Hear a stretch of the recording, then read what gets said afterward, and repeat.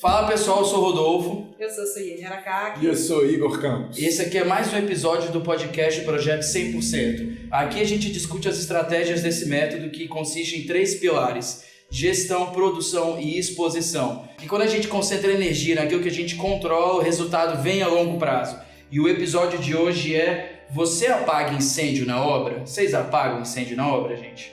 Olha, a gente na verdade não apaga mais incêndio em obra faz algum tempo, né? Eu me lembro de um episódio que a gente foi apagar, mas eu vou contar, assim. Na verdade foi um sábado de manhã, não era nem na obra, era a obra pronta. Olha só. E aí, cara, foi um negócio meio tenso, porque a gente o Hermes recebeu uma foto de um cliente nosso lá, e tava um pau, que ele comprou quase que, sei lá, um carro, uma caminhonete, não ia dar na garagem, e aí a gente falou, amigo, tem uma coisa esquisita nesse negócio, mas aí a gente conseguiu resolver lá. Ou seja, na verdade não foi apagar um incêndio, né? Não foi não, a obra tava pronta, tava tudo tranquilo. Por que apagar incêndio, gente? Porque hoje o episódio é sobre compatibilização de projeto.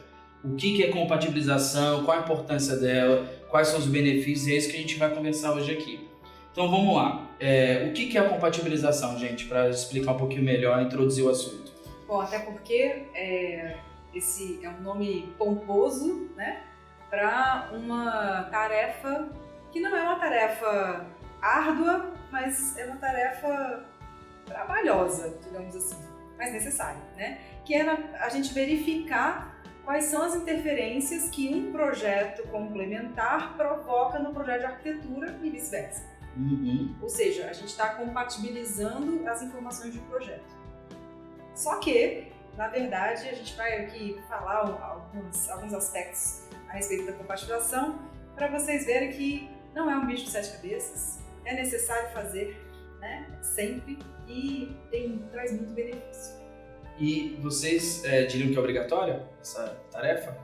Olha, eu acredito fortemente que sim, né? E eu vejo os colegas correrem da compatibilização que nem diabo foge da cruz. Mas não tem nada de complicado. Tranquilo.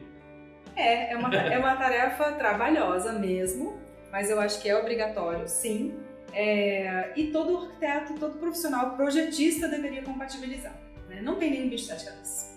Agora, e os clientes, eles sabem que existe isso? Vixe, olha só, se alguns projetistas não sabem ou não praticam, imagina o cliente que não é da nossa área, né? O cliente não faz nem ideia do que seja isso. Eu acho que, na verdade, ele não tem interesse em saber o que é isso, porque, na verdade, ele não está interessado no teu projeto, ele está interessado na obra. Exatamente. Isso é uma etapa que, na verdade, para ele não faz a menor diferença, desde que, de não fato, acarrete problemas não para acarrete ele. problema para ele. Se isso for um problema, de fato, ele vai... Porque se ele identificar que teve um problema em obra porque não teve essa etapa, aí ele pode escutar, mas que etapa? Eu não fiquei sabendo disso.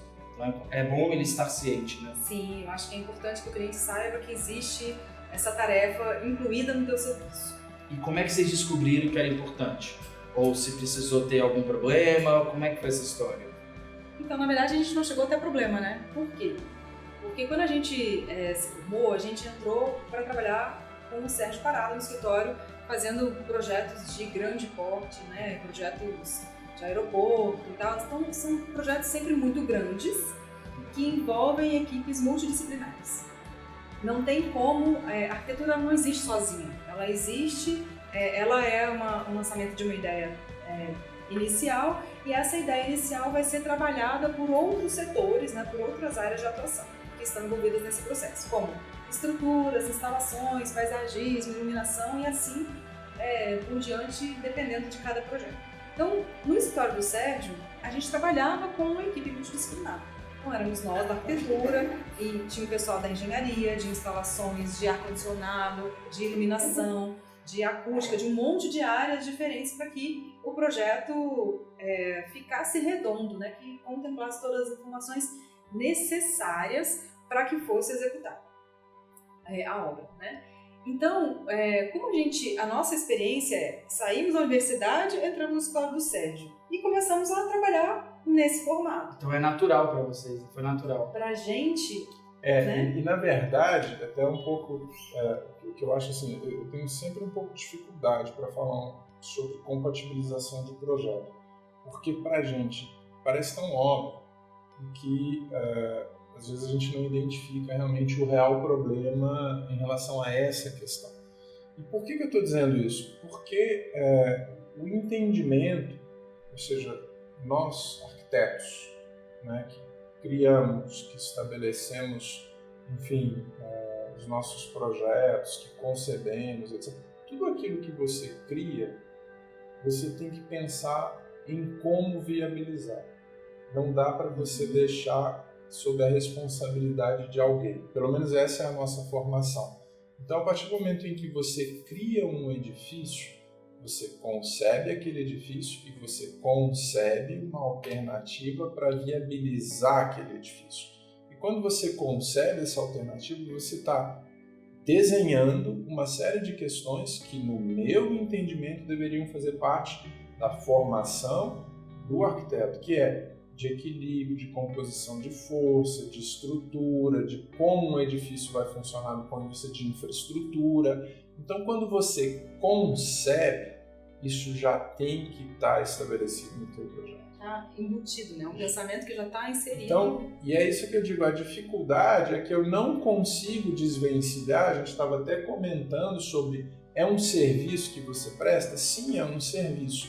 E o fato de você oferecer e também cobrar por esse serviço, ele é mais do que justo, mas quando a gente aqui no escritório, e a Sui também, a gente já concebe um trabalho, todas as soluções, seja do ponto de vista de estrutura, seja do ponto de vista das instalações, seja das interferências, né, seja da relação do paisagismo, tudo isso já está de alguma maneira, ainda que preliminarmente, estruturado na proposta inicial, no teu estudo preliminar. Então, isso está desenhado, inserido e concebido. O que a gente vai fazer na sequência é chamar os colegas para conversar com base em uma solução que você já definiu. E aí sim você vai compatibilizar, ou seja, e aí até o termo, né, de compatibilizar, na realidade não tem compatibilização no meu entendimento. É um alinhamento que você vai fazer com base nessas informações que os teus colegas que trabalham com você vão fornecer para melhorar ainda mais aquele seu projeto. Mas ele não está sugerindo algo completamente fora daquilo que você eventualmente imaginou. Então a arquitetura abraça desde o início. Eu aquilo que você já falou, né? Igual meu francês é péssimo, viu? O maître de... como é que é? Maître d'ouvrage. Maître d'ouvrage. É isso aí. Olha, gente, esquece isso aí.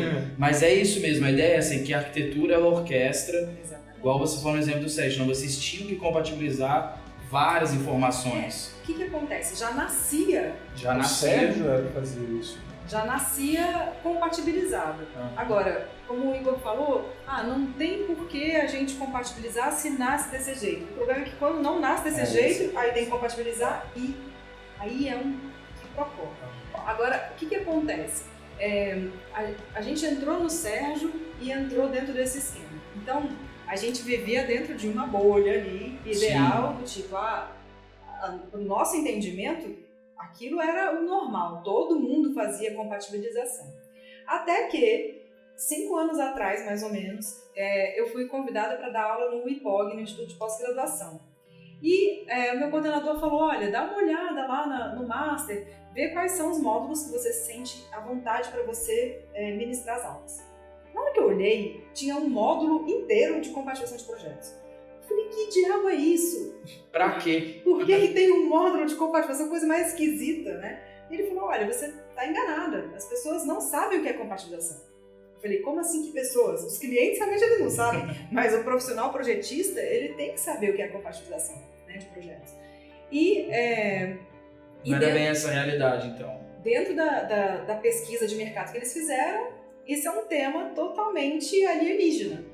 Então, quando eu comecei a dar aula de compatibilização, né, na pós-graduação, foi uma surpresa para mim. Quantas pessoas não sabem, porque das turmas que eu dou aula no Brasil inteiro, tem poucas pessoas que já trabalharam compatibilizando projetos. É impressionante, né? E o que acontece é que é isso, é uma tarefa árdua, é bem trabalhoso. Se você não parir o projeto desde o começo... Não pensou nisso lá atrás. Exatamente, mas é uma tarefa necessária, né? Então, para mim, foi uma surpresa quando eu me deparei com essa realidade de os projetistas não compatibilizam. Nem arquitetos, nem designers de interiores, ninguém compatibiliza.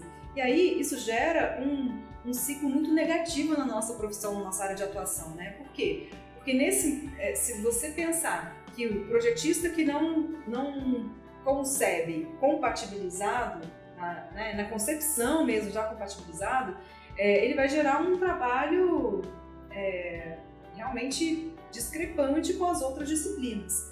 E aí, os outros profissionais começam a falar, realmente, arquiteto e designer, eles não pensam nas outras áreas. Aí a gente escuta aquela frase, né? O engenheiro botou um pilar na sala. Entendeu? Não, você que tinha que ter pensado onde o pilar ia ficar ali. Exatamente. A gente Por quê? escuta. Porque a gente tem condição de lançar uma estrutura, de pré-dimensionar uma estrutura, de pensar nas passagens horizontais e verticais das instalações. A gente tem condição de fazer tudo isso. A gente foi formado para isso também. Eu acho que não só condição, aí eu diria que é obrigação. Obrigação, É uma obrigação que a gente tem do ponto de vista da nossa formação. Sim. Até para que você possa, inclusive, garantir a fidelidade da execução do teu projeto. Exatamente. Porque normalmente o que a gente escuta, e aí lamentavelmente talvez seja um déficit na formação dos colegas, é falar, não, eu projetei, mas mudaram tudo. Mudaram como, cara pálida? Porque, assim, exatamente. Na verdade... Você pensou... Pois é, então assim, essas mudanças é que às vezes elas são decorrentes de, enfim, uma formação que ainda está deficiente do ponto de vista da concepção, da análise de tudo isso que envolve a nossa formação enquanto arquitetos. Então, eu acho que é um pouco essa relação. E como eu não tive o choque de realidade da Suiene, que eu não dou aula no POG, né, minha bolha é um pouco circunscrita aqui no quadradinho do Distrito Federal e com alguns colegas fora, enfim, me parece um assunto meio alienígena mesmo, né? Até talvez um pouco aquela relação da maldição do conhecimento, né? Cara, você faz de um jeito, você não tem problema, o problema não existe. Né? Então aí, quando falam sobre isso, cara... Isso é um problema? Isso é um problema, né? Enfim, mas enfim, né? A gente sabe que isso é um assunto que é discutido. E é tão impressionante isso que no último censo do CAL, no último levantamento que foi feito, esse dado é um dado muito impressionante. Por quê? Porque nesse último censo a gente era 85 mil arquitetos, desses 85 mil arquitetos, 28% só desenvolve projeto executivo, que já é muito assustador, baixo. Né? Como é que 28% dos 85 mil fazem executivo? Porque o resto não faz executivo. E se você não faz executivo, como é que você faz a obra? E alguém vai fazer por você. Né? E esse alguém é o mestre de obra junto com o pedreiro, sacou? E aí, mais assustador ainda é o seguinte, que desses 28% que faz executivo, só 14% fazem compatibilização de projetos, o que dá menos de 4 mil profissionais no Brasil. Surreal. E aí é assustador, né? Porque realmente, daí você vê o tamanho da bolha que a gente vive, né? Que é uma bolha, né? Então, a gente tá numa bolinha, assim, sabe? Um bolhão de, tipo, ninguém faz compatibilização. Então, é muito assustador você pensar que, por que os projetistas não fazem compatibilização? E aí, entra uma postura que eu acho que é muito... O Igor fala que eu tenho que praticar compaixão, sabe? Precisa mesmo. Precisa ser mais compassiva com os colegas. Mas olha só, o que eu vejo acontecer? Aí a gente vê os colegas reclamando, porque o engenheiro, porque o cara da instalação, porque o engenheiro elétrico isso, o engenheiro elétrico aquilo, porque o cliente, porque o fornecedor. Cara, e você? E a tua parte? Você está fazendo a tua parte? Exatamente. Né? Porque se você estiver fazendo 100% da tua parte, beleza, mas você está fazendo 100% da tua parte? Né? E aí a gente não faz a nossa parte, reclama, fica cheio de mimimi e reclama que ganha mal, que o produto, que ninguém quer pagar pelo seu produto. O teu produto está entregando valor? É a primeira coisa que a gente tem que se perguntar. Exatamente. Eu acho que tem até 2 exemplos muito legais aqui que a gente fez no escritório, que a gente tem no engenheiro. Eu acho que essa relação, né, entre profissionais, é uma relação tão importante e ela enriquece tanto a tua formação que ela é extremamente prazerosa, assim, né? E eu sempre costumo dizer no escritório, quando a gente está trabalhando, até mesmo no projeto de arquitetura, quando a gente precisa encontrar uma solução para algum problema, né, que às vezes vocês estão desenvolvendo e tal, eu falei, cara, eu não sei, traz a solução aí, vamos conversar com base em uma solução. Então eu acho que isso é o que é legal e é o que a gente faz. Quando a gente lança e concebe a arquitetura, a gente lança uma solução. Então a gente vai conversar com os nossos colegas com base em uma solução que foi pensada a priori. E a partir desse momento, então, é que, digamos, a contribuição vai realmente valorizar o teu trabalho. E aí eu acho que a gente tem um exemplo que é muito bacana, que é a Casa RCB, que a gente trabalha com o IASA, que inclusive tem um depoimento lá no canal, etc., que explica um pouco essa relação dessa casa em especial, mas sobretudo da relação entre arquiteto, engenheiro e tal. Eu acho que isso é legal, vale a pena vocês verem. Mas assim, que do ponto de vista do pré-dimensionamento, das estruturas, do comportamento estrutural, a gente praticamente não teve alteração na relação do que a gente havia concebido, né? Inclusive, quando nós estávamos fazendo aquele projeto, nós tínhamos duas alternativas. Era um projeto em que a gente queria, de fato, que acontecesse daquela maneira, mas se fosse inviável do ponto de vista estrutural, a gente tinha uma outra alternativa. Um plano B, né? Um plano B para poder, inclusive, discutir com o colega, né? Isso que o Igor colocou, eu acho que é muito legal, assim, né? Que é o crescimento pessoal e profissional que você tem, tendo contato com esses parceiros projetistas que vão fazer os projetos complementares que serão compatibilizados com a arquitetura. Porque a gente não nasce sabendo tudo, né? Ao contrário, a gente sabe muito pouco. E desde lá do Sérgio, a gente criou essa cultura de ser curioso, né? E de querer trazer uma resposta. Então, muitas vezes, a gente não tinha solução para aquilo, ou a gente realmente não sabia qual caminho seguir, e a gente pegava o telefone e ligava para o fornecedor, para um outro parceiro projetista, e a gente ficava conversando, trocando informação. Isso é tão enriquecedor. Você vai se tornando um profissional melhor e vai obtendo conhecimento de outras áreas, e isso vai fazendo com que você enxergue, pré-enxergue problemas. Então, facilita muito no momento da concepção. E eu acho que tem um outro aspecto que é extremamente importante nessa relação quando você acaba estabelecendo, né? E que você tem esse reflexo de logo, no início, lançar algumas soluções alternativas, do ponto de vista estrutural, do ponto de vista das instalações, enfim, tudo que envolve um projeto, é que quando você chega para conversar com um colega que trabalha com os projetos complementares, para ele também é muito prazeroso ver que já existe algo pensado e que de fato ele vai poder contribuir dentro daquela linha estabelecida por você, que é o grande maestro dessa orquestra. Então eu acho que isso é muito legal. Então, até as pessoas falam sobre o sombreamento, né? Na verdade, eu acho que não sombreia. Você tem uma solução e as pessoas vão agregando informações de tal forma que o seu projeto de fato valorize. Então eu acho que essa é a percepção que é o grande barato que a gente tem da nossa profissão. E é o que a Sui falou, o teu enriquecimento do ponto de vista da tua formação é gigantesco.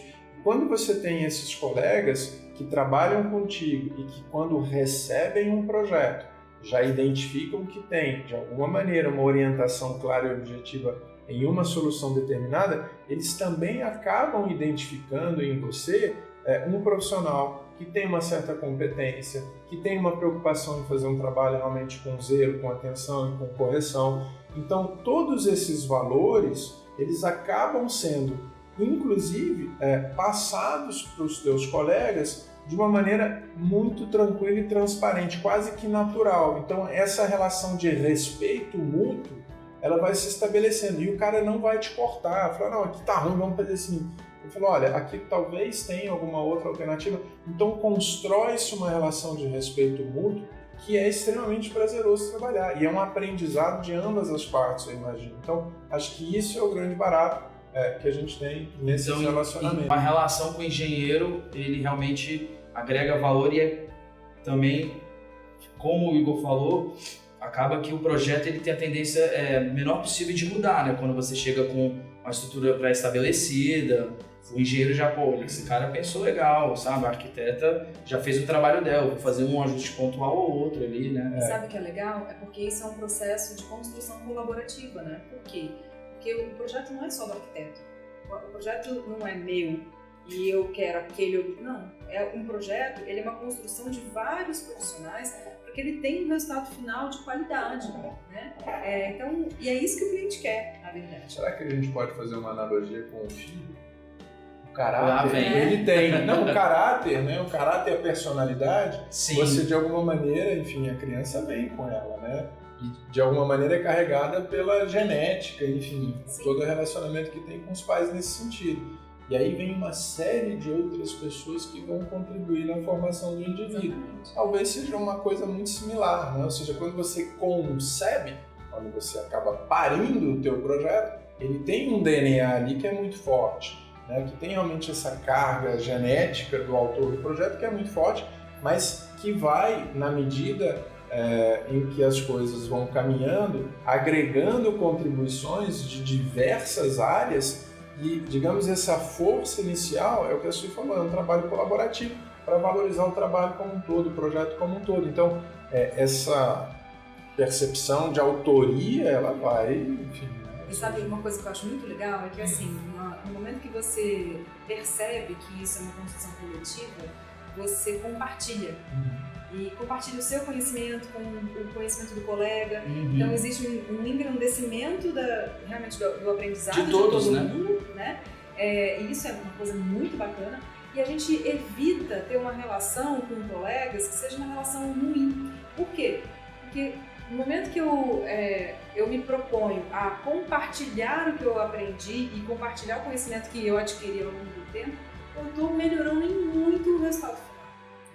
Então, eu assim, é como o Igor, a gente não consegue desvincular o projeto da compatibilização. Não tem como a gente parir o projeto sem ele já estar compatibilizado, né? O que acontece? Muitas vezes a gente está projetando no estudo preliminar, a gente está lançando o projeto... Já liga para um colega? Às vezes não, a gente já liga, por quê? Quando que a gente tem que compatibilizar? Desde o início. A gente pode, inclusive, antes de lançar o projeto, a gente pode pedir a ajuda do engenheiro, levar o engenheiro para ver o terreno, para ver quais são as possibilidades, o que a gente está imaginando. Até porque pode ser determinante para a concepção do projeto, né? E por causa de orçamento do cliente, né? Na Casa Vila a gente fez isso, a gente concebeu, lançou, pré-dimensionou, chamou o IASA, ele discutiu com a gente, melhorou o projeto, porque ele tinha uns probleminhas e tal, mas, cara, no início... E aí, assim, vou até entrar numa outra questão que talvez saia um pouquinho do teu roteiro, o que eu acho muito legal, que é assim, cara, mas hoje o Revit faz tudo isso. Eu sabia que o Igor ia pegar esse ponto. Né? Assim, na verdade ele faz, mas por trás do programa tem alguém que está pensando nessa questão. E aí eu me lembro, agora recentemente eu participei de um seminário aqui no CAL, e aí era sobre uma palestra de BIM. E para mim foi um negócio muito surreal. De novo, a gente vive dentro dessa bolha que é muito pequena, muito restrita, e aí as pessoas falam, não, mas é muito fácil para compatibilizar, porque já vem a contribuição do engenheiro fulano, ciclano, etc, tudo mais, as coisas vão e o programa ele concentra. Cara, foda, muito legal, e tem que funcionar assim, a gente tem que incorporar isso. Mas eu até me lembro que eu falei, cara, a gente desde 97 trabalha em BIM e não sabia. O BIM tá aqui, ó. Tá aqui, BIM analógico. BIM analógico, porque na verdade, é o que a Suzy falou, quando a gente estava dentro daquele processo de elaboração de um projeto de um terminal aeroportuário, junto com o CEDO e junto com vários outros profissionais, então essa carga de informação a gente ia incorporando realmente no projeto. Então a gente já trabalhava com essa percepção de uma unidade, ou seja, estabelecida pela arquitetura e por vários outros profissionais que trabalhavam em conjunto com a gente. Então essa relação da compatibilização, das interferências, etc. e tudo mais, a gente sempre foi habituado desde o início a entender a importância dessa relação.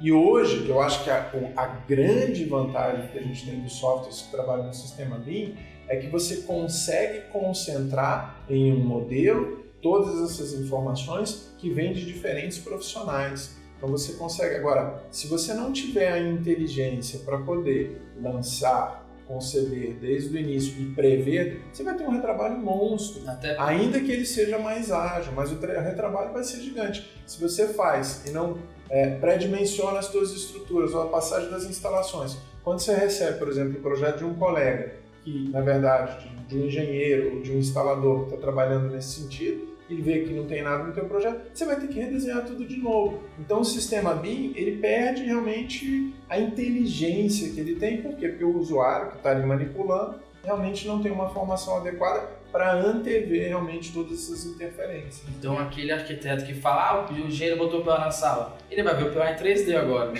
No BIM. Vai continuar vendo. O pilar vai estar lá, em 3D. Sabe o que é engraçado? Que assim, o profissional que acha que o Revit, o ArchiCAD vai ser a solução para todos os problemas, ele está tendo a mesma mentalidade do cliente que acha que o CAD faz o projeto sozinho. Exatamente. Ah, não, é tão fácil fazer isso, pega isso daqui. Não, olha só. Por trás disso tudo existe teoricamente, um projetista que deveria ter visto tudo isso. É a mesma coisa. Então não adianta a gente ter, é um pensamento limitado. Quem tem que estar compatibilizado é a nossa cabeça. A melhor ferramenta que existe somos nós. Isso que fique claro, assim, a gente não tem nada contra, brincadeira, sempre brinco, não tem nada contra com o software. E a gente tem que usar, a gente está usando, a gente está aprendendo e tal. Mas, cara, o aprendizado maior, talvez seja isso que a gente esteja colocando para vocês, é que a nossa cabeça tem que estar funcionando lá no início. E olha, tem um projeto muito legal que a gente fez em 2002, nós dois, que é uma casinha pequenininha, e que a cliente aqui em Brasília, mas ela tinha poucos recursos para investir nesse projeto. E a gente foi buscar algumas soluções que agilizassem a obra, reduzissem o tempo de canteiro de obras, porque quanto mais tempo durar a obra, maior o investimento, né, que você vai ter que fazer. Questão de revestimentos também, que fossem integrados à solução, à linguagem que a gente queria, mas que tivesse, por exemplo, de pronta entrega. Então, o que a gente fez? A gente concebeu uma casa cujo vão das estruturas era múltiplo de 5, na verdade de 50 centímetros. Por quê? Porque o piso que a gente escolheu era um piso de uma lajota de concreto desempenada de 50 por 50. Então, a laje de piso, a laje de cobertura era múltiplo de 50 centímetros. Aí os vãos estruturais da casa, que a gente optou por fazer em estrutura metálica para ganhar agilidade na obra, também era múltiplo de 50 centímetros. Por que isso? Para a gente não ter um recorte no momento da instalação do piso, do assentamento do piso lá na obra. Por quê? Porque olha, se eu tenho algum recorte do piso, aí o assentador vai vir, vai lá, marca o pedacinho que vai ter que cortar, aí corta, aí quando volta ele vê que cortou errado, aí perde a peça, perdeu o tempo e perdeu a peça, sabe? Então assim, quando a gente concebe aqui, olhando lá na frente. Olha o BIM. Né? Exatamente. E eu acho que uma coisa legal que a o BIM cerebral, que vale a pena a gente ficar muito atento também, e daí a obra, você não tem que ir à obra para apagar incêndio, não é essa a ideia. Você tem que ir à obra para aprender, para melhorar a tua formação, para entender como são os processos, para botar o pé lá dentro e ver como é que as pessoas fazem. Às vezes vi uma alternativa aqui melhor. Na verdade, isso daqui é a compatibilização de um projeto de arquitetura com a execução. É outro momento. Na verdade, isso é a maior compatibilização que existe. É de você, projetista, que elabora o projeto, com a execução. Por quê? Porque se você não está na obra, você não sabe qual é a solução, não sabe se o detalhamento que você está fazendo, se está legal ou não. Se cabe uma chave de fenda para você pintar um parafuso, por exemplo, né? Então, se você entende do processo de construção, você consegue propor detalhes melhores. E aí você está compatibilizando o projeto com o Revit. E aí tem um outro aspecto que eu acho que é muito legal, que é essa questão do aprendizado, né? Você realmente está ali, fez o teu trabalho, entregou, você está na obra não para apagar incêndio, mas realmente para aprender, é a relação que você acaba estabelecendo com quem está executando o teu projeto.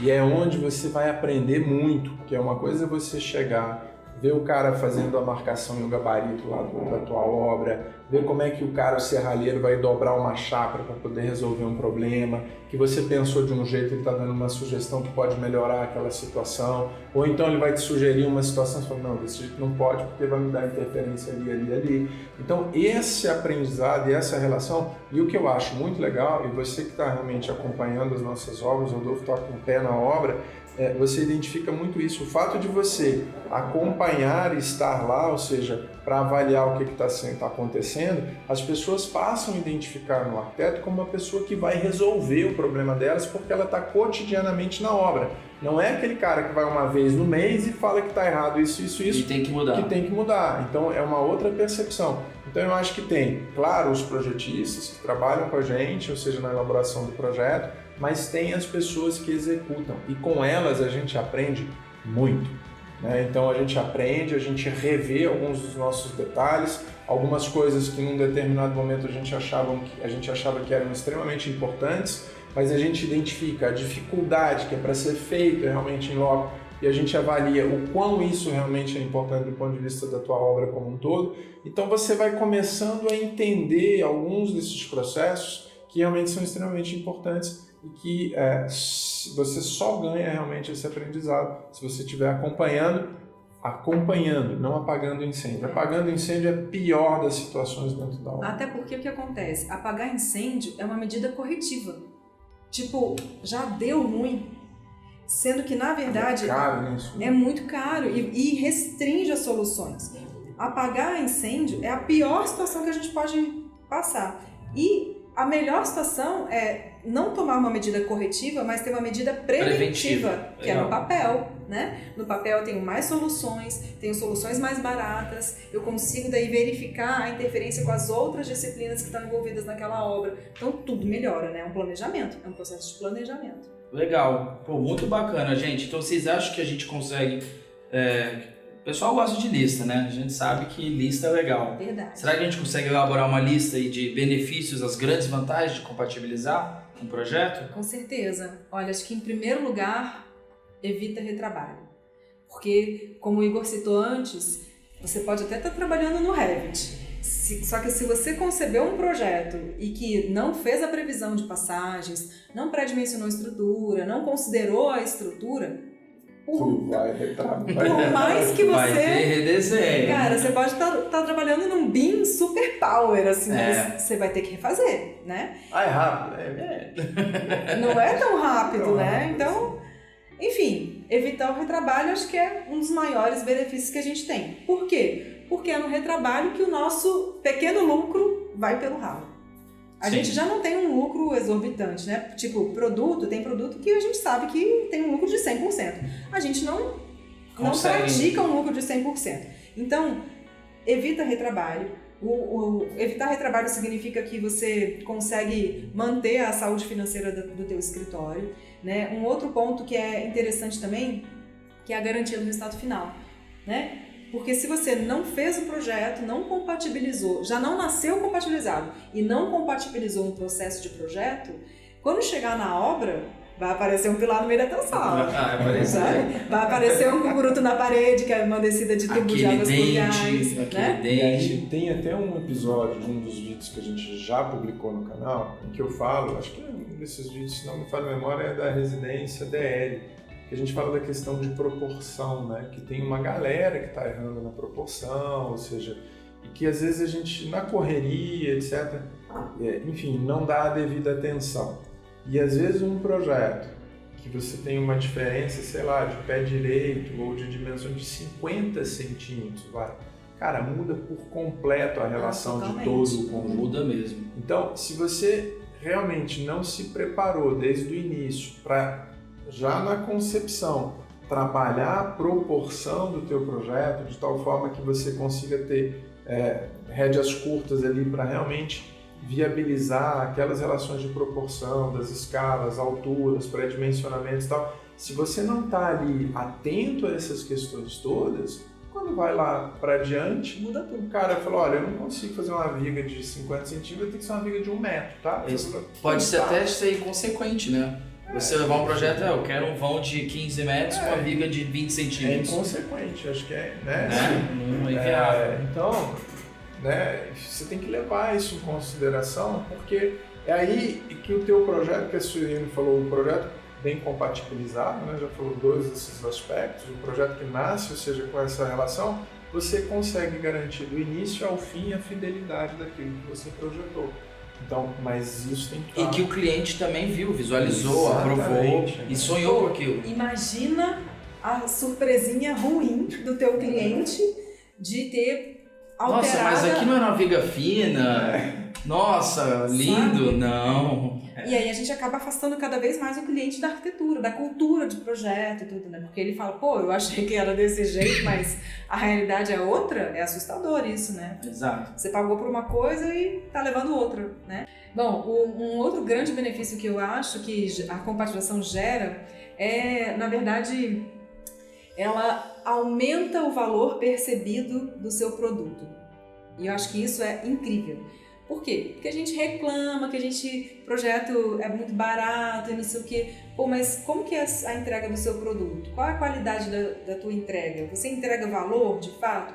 O teu cliente, ele quer o produto final, a obra construída, né? E ele quer ter o mínimo de dor de cabeça, o mínimo de trabalho. Se você consegue fazer a compatibilização e colocar a compatibilização como um valor agregado, significa que você, inclusive, vai poder cobrar melhor o seu contrato de projeto de prestação de serviço, né, de arquitetura, que envolve o projeto e envolve a fiscalização da obra. Então, compatibilizar é um serviço que é obrigatório? É obrigatório. Serve para qualquer tipo de projeto? Sim.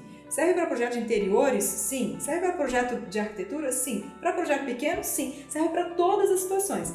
É obrigatório? É. Mas você precisa mostrar para o seu cliente que isso é um serviço que o seu escritório presta, que é realmente um diferencial no nosso mercado, porque afinal de contas só temos 4 mil arquitetos que fazem compatibilização no Brasil. Então é um diferencial de mercado. E porque você vai entregar solução e não entregar problema, você pode cobrar mais por ele. E o seu cliente vai também perceber daí que você tem mais profissionalismo. Então é mais um quinto benefício aí, que é a percepção de autoridade que o seu cliente vai ter em relação à sua oferta, né, à sua prestação de serviço. Bom, então na verdade a ideia é que a gente possa estar na obra não para apagar incêndio, mas sim para aprender com ela. E aprendendo com ela a gente de fato só agrega, ou seja, valores na nossa formação, identificando inclusive nas pessoas que estão executando grandes parceiros, grandes amigos que vão de fato viabilizar e seguir sempre que possível, manter a fidelidade do seu projeto na execução, no resultado final, que é a obra. E olha, se os seus parceiros projetistas estão alterando seu projeto, não estão te dando espaço para você trazer as suas necessidades do seu projeto, do seu cliente, então o conselho que a gente te dá é mude de parceiro projetista, né? Com certeza. E, claro, demora um tempinho para a gente alinhar, né, afinar os nossos valores com alguns parceiros, demora um tempinho até a gente achar aquele que é um cara bacana que vai dividir o projeto com você. Mas é super possível e é muito saudável quando a gente encontra um parceiro assim, né? Pô, gente, tão bacana. A compatibilização, então, no final, ela acaba nessa listinha que a gente fez aqui, 5 realmente grandes diferenciais que um arquiteto tem ao realmente fazer a compatibilização, que é evitar o retrabalho, garantir o resultado final da obra, ele também gera autoridade, economiza os recursos e, ao final, ele valoriza o seu produto, né, o seu trabalho. Então é isso, gente. Esse aqui é mais um episódio do podcast de Projeto 100%. Até a próxima. Tchau, tchau. Isso aí. A gente se vê no próximo vídeo e eu quero receber comentários seus aqui. Se você gostou, curte e compartilha com seus amigos também. Bom, um abraço para todos vocês. Nos vemos no próximo episódio do Podcast 100%. Tchau, tchau.